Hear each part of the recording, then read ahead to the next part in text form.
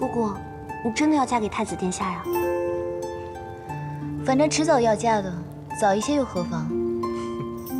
没，我只是惊讶于你和夜华这天雷地火的情谊。你要嫁就嫁，四哥可不敢说什么。青丘和天族联姻这种大事，不能只是我们青丘一厢情愿。这件事情就是夜华的母妃先提起来，我才回来说的。哦，原来是乐须娘娘。不过，二哥，你看你，这亲事都定了，不就是成个婚吗？你怎么疑虑如此多呀？那墨渊呢？师傅，一日为师，终身为父，这件事情确实要告诉师傅的。但这件事本是天君跟阿爹定的，师傅应该不会说什么吧？更何况，他应该还不知道我是女儿身呢。天真呐，太天真了！你以为墨渊上神识不破折颜的法术？他们可是兄弟呀！我还一直以为，你心中的人是墨渊。二哥，这玩笑可开不得。师傅与我有渡劫的救命之恩，有传道授业的师徒之情。他对于我来说，可是像阿爹一样亲的。哪怕有一日让我带师傅去受死，我也不会说什么的。但我心中的人只有夜华，这是千真万确的。好，既然你很清楚自己想要什么，那二哥也就不拦着你了。只是，这亲事已经定了这么久，你忽然如此急做什么？还不是因为夜华他带我去瀛州，用自己的修为去炼了那些丹药，救了我的师傅。如今他已经没剩下多少修为了。我是担心他万一要继任天君，受不了那9道天雷、81道荒火的大业。他继天君之位和你们成婚有什么关系？自古以来都是继任天君和天后一起承受这个业的。如果我能跟他成婚的话，就可以跟他一起来受这个业了。这还不是夫妻呢，就夫妻情深了。小五真不愧是我们青丘的人，忠贞，太忠贞了。好，那明日二哥就修书一封，着人给阿爹阿娘送去。谢二哥，那我先走了。好，你去哪儿啊？此处才是你青丘狐狸洞。团子还小，夜华又要整日忙于公务，我得回去照顾他。那二哥和四哥呢？你就不理了？你别理他，你先去吧。是二哥，我先走了。嗯。对了，我还有一件事情。哦，什么事？我就要嫁去天宫，我身上这5皇之一的地位就要传下去，端没有既要做天妃，又要做女帝的道理。道理虽然是对的，只是爹娘只生了我们5个，这青丘5皇5帝断然没有一人身兼2个地位的道理。我的意思是，我们5个中也只有二哥你生了凤九这个女儿，不如传给他。我？好，好主意。不过，二哥是青丘5皇之帝，若凤九真的成了你的地位，这辈分是不是有点乱啊？你先回去吧，这桩事待我与爹娘和大哥商议后再商量。好，那我就先回去了。姑姑，你找我到底什么事啊？你爹又打你了？没往死里打我，到底什么事啊？具体的呢，我也不是很清楚。只不过三殿下的那位红颜知己托我给你带句话，让你去9重天找他一趟。程昱元君？就是他。程昱元君做事一向很谨慎的，如果不是因为有什么重要事情的话，他不会特意托姑姑来找我的。具体的我就不清楚了，不过我看他的神情，好像还挺严肃的。我不同你说了，我要赶着回天上同团子一起用晚膳呢。你要偷偷上天的话，就找四哥帮你吧。凤九恭送姑姑。你笑了一整天，怎么遇上喜事了？没错，而且是2件喜事。哦，第一，我们家小凤九要继承青丘女君位了。青丘女君位不是小五的吗？这便是第2件喜事啊。我家小五要嫁了，她这回啊，真是红鸾心动了，亲自找我二哥替她去和爹娘说，而且日子都定了，是9月初2。你不说些什么？你不惊讶？连我二哥那种人都吓了一跳。有何惊，又有何讶？不错，夜华的父君已经在拟写聘礼了。本宫也有很多事情要操办。素锦啊，你既是洗梧宫的侧妃，又是这宫里唯一的后妃，要帮忙操持起来。安排宫里的奴婢们都准备起来。真是好久都没有大喜事了。娘娘放心，臣妾一定会尽力替娘娘安排好这一切，让白浅上神风风光光的嫁过来。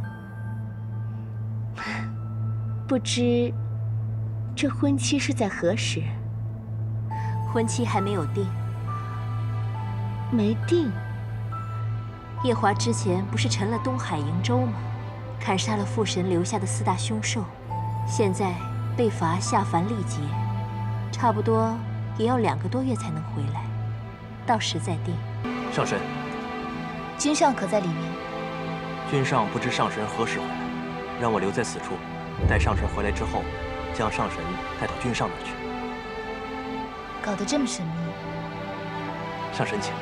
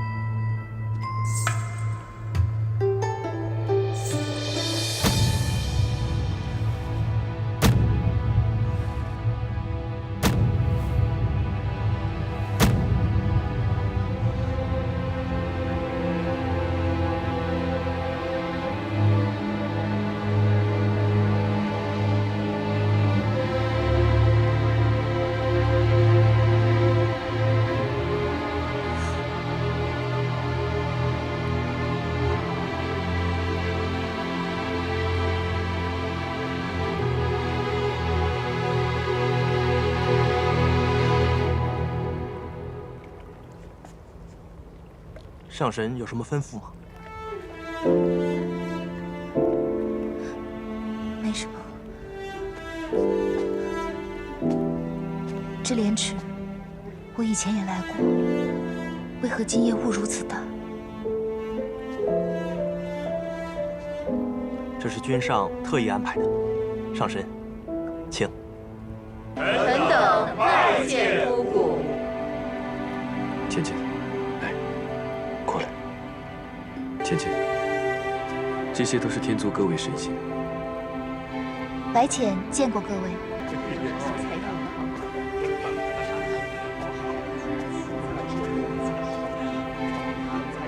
你怎么摆着天族太子的阵势来迎我？你可是9重天的太子妃，当然必须如此。没想到你这个人有时候……什么？还挺讨人喜欢。阿离拜见夫君娘亲。快来！娘亲怎么又偷偷跑来这里了？阿离以为要好些日子见不到你。娘亲去青丘找你的几个舅舅了，让他们安排安排，让娘亲尽早嫁给你夫君。真的太好了！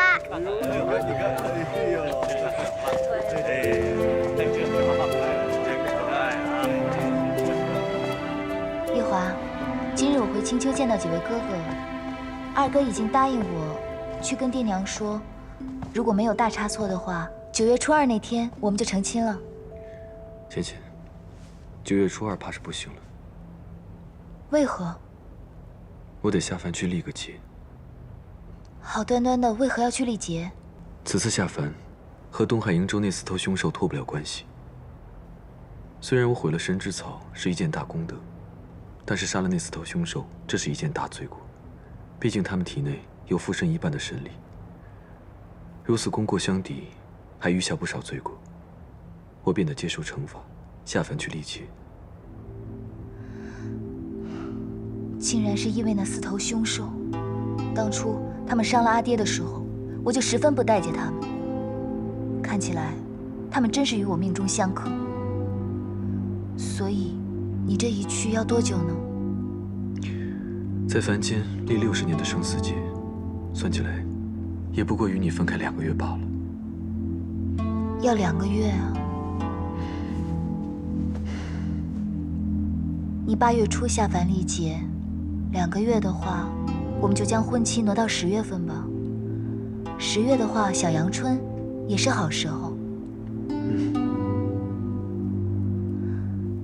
只是，虽然对我来说是2个月，对你来说可是漫长的一生。司命给你写的契约你可看了？他不会给你写一个3角4角的多角情吧？此次并非司命写的故事，而是按照天君的意思，在我运部上留白。意愿如何，端看个人的造化了。留白？也就是说，没人知道你将历经什么？不错。那我要嘱咐你几句。你说。就算你这次下凡，会忘了身为9重天太子的身份，忘记了洗梧宫里还有一个没过门的正妃，你也万不能娶别的女子。其他的我倒不怕，我就怕你这次下凡历劫惹一些不相干的桃花来。你也知道，我这个人一向爱恨分明，眼里容不得沙子。那若是我在凡间真的惹了桃花，你便如何？若真有那个时候，我便将你抢回青丘，锁在狐狸洞中，让你日日只能看见我一个人，让你用膳的时候看着我，看书的时候看着我，作画的时候也看着我。若真是如此，我倒想你现在就把我抢回去。那我们就说定了，待你历劫回来，就来青丘寻我。到时候我们就不走那些婚嫁礼俗了，就随了青丘的规矩，将你锁回狐狸洞。好，芊芊，我们睡吧。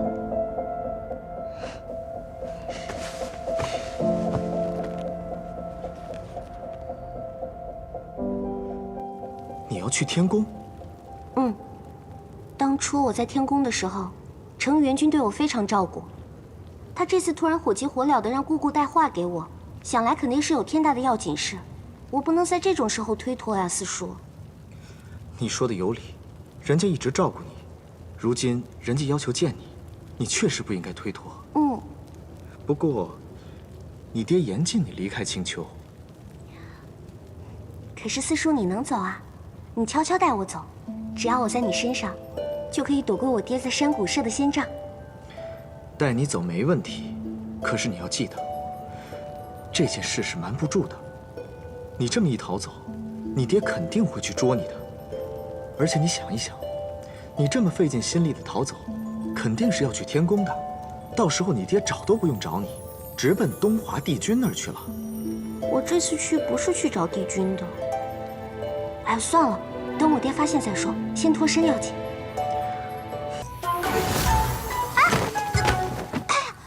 四叔，你倒是轻点扔啊！你都把我摔坏了。唉，还这么多废话，你再不快点，一会儿要被你爹捉回去了。那我先走了，谢四叔成全。两位上神怎么突然来这里了？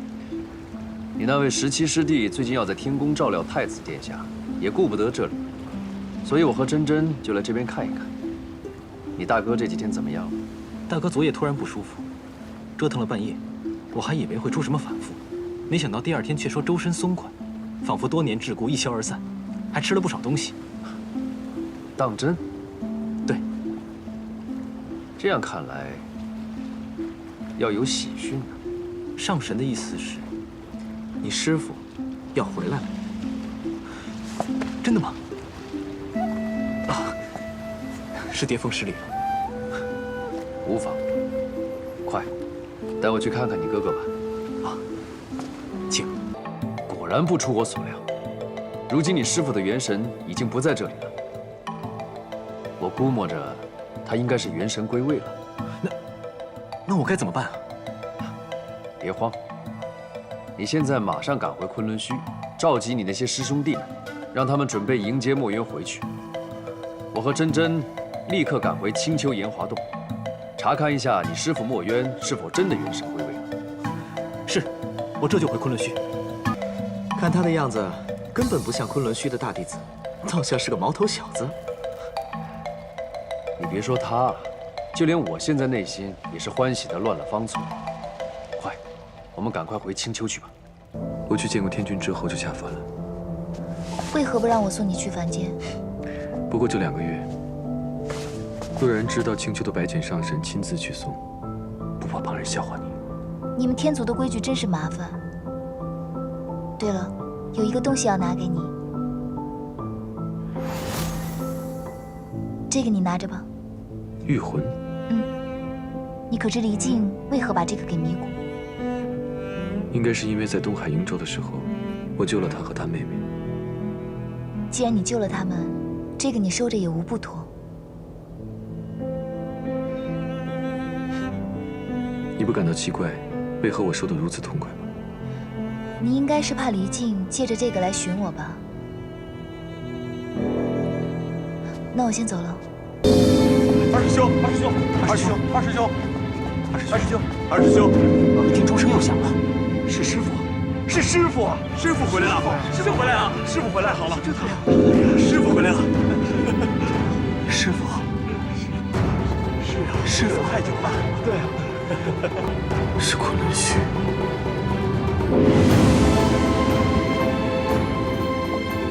帝君，你可认得这钟声？正如天君所想，这钟声来自昆仑虚。墨渊的回来了。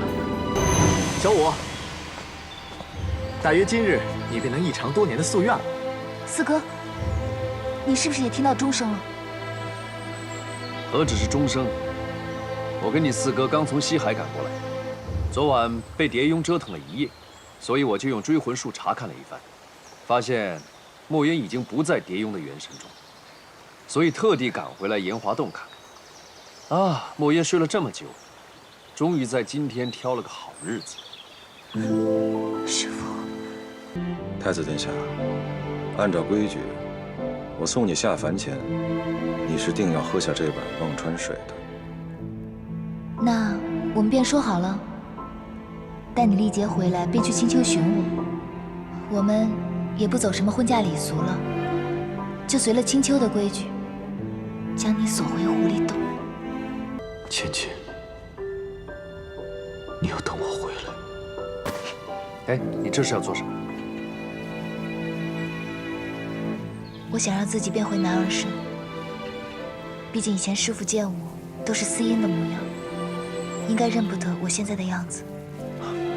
凭墨渊的修为，早看出你是女娇娥，没有揭穿你是看在你爹你娘的面子上。你真以为你可以糊弄他2万年啊？之前四哥也是这样跟我说的，可我总觉得师父还是见惯我司音的模样。你就别再自欺欺人了，去吧。7万年了，四海之内，6合之境，我看着青丘大泽hand了779回。7万年，是我白浅人生的一半。我用1半的人生，做了这唯一一件事，就是等着师父醒过来。从今日起，你就是昆仑虚墨渊战神座下17弟子，司音神君。师父不要走！师父，先给爹你过来！师父，师父。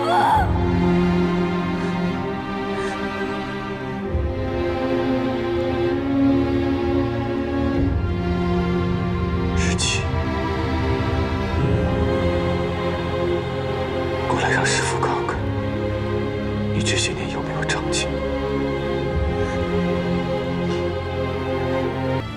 还是我的小世纪。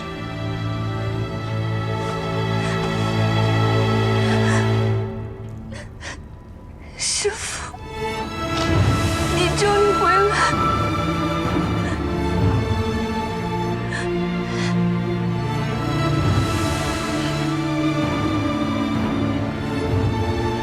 没错，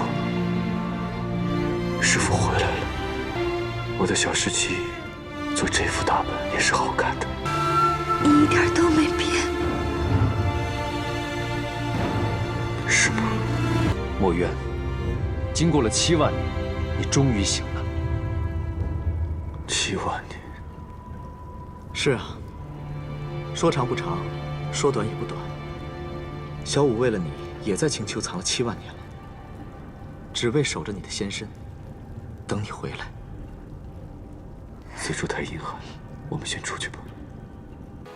这7万年，想必你也吃了不少苦啊。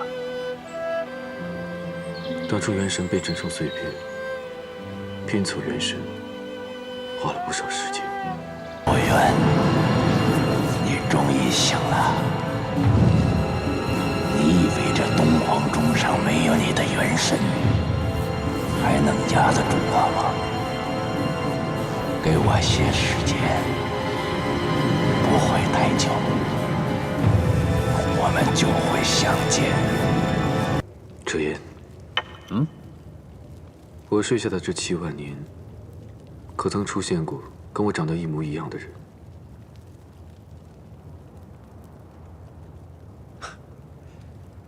是有这么一个人，你这小徒弟跟他还很熟呢。小世纪，你认识？怎么？只有到了墨渊这里，你才知道什么叫怕。别不好意思，说吧。师父说的这个人，大约就是徒儿的未婚夫，天族太子。未婚夫。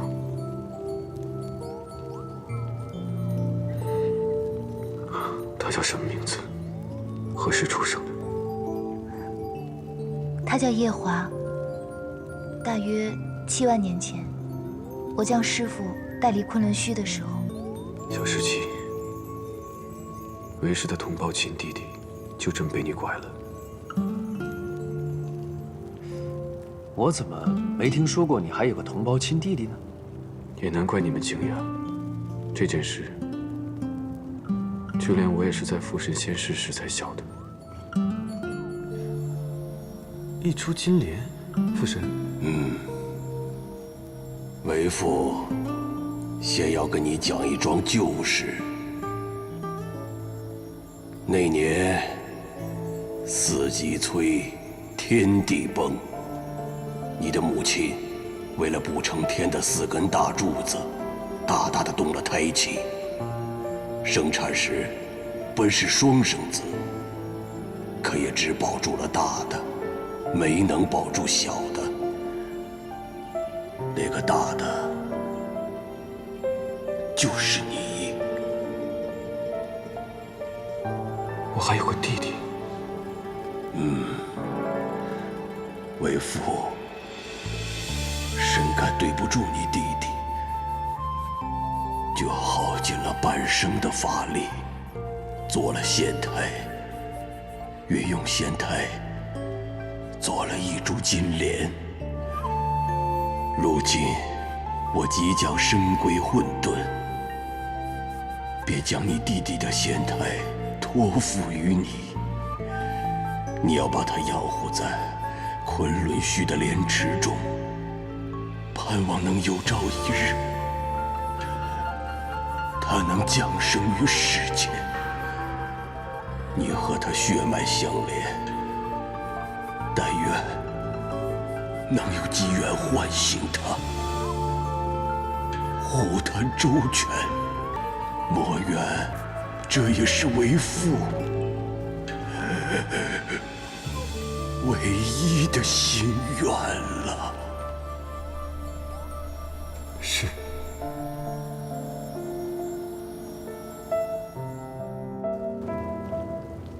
大约是我以元神升级东皇钟时，他终于醒了。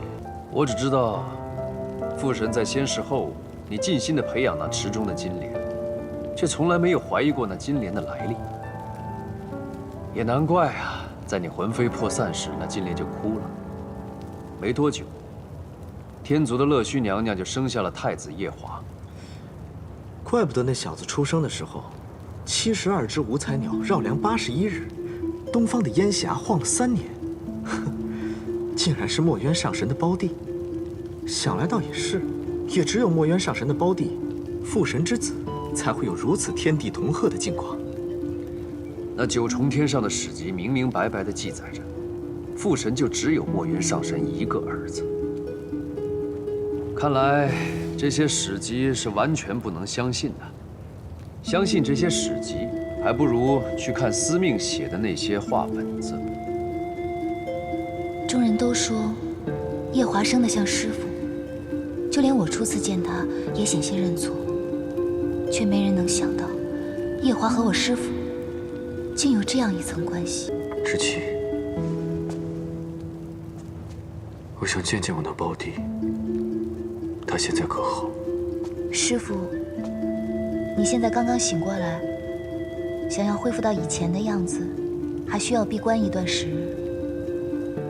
夜华，他如今也在凡间，我也寻不到他，不如等师傅你调养好了，我将他带来您面前。也好，那我闭关昆仑虚，静待他归来。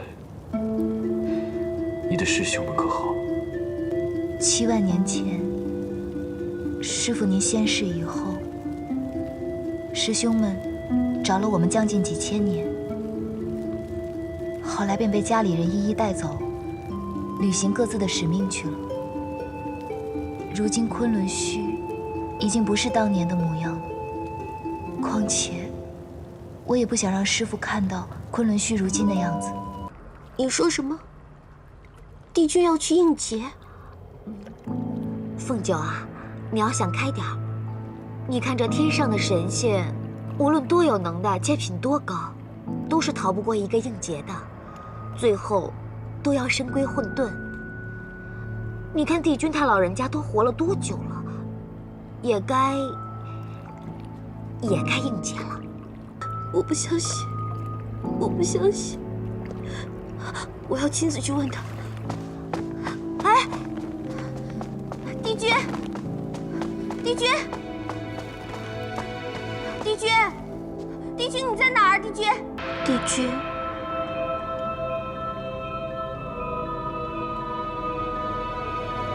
你哭什么？帝君生，凤九便生；帝君死，凤九也绝对不会独活。凤九，别这样。我不。你一个青丘帝姬，无缘无故的跑到这9重天抱着我，你不怕丢人吗？我们都做过数年的夫妻，怕什么？那是渡劫，岂可混为一谈？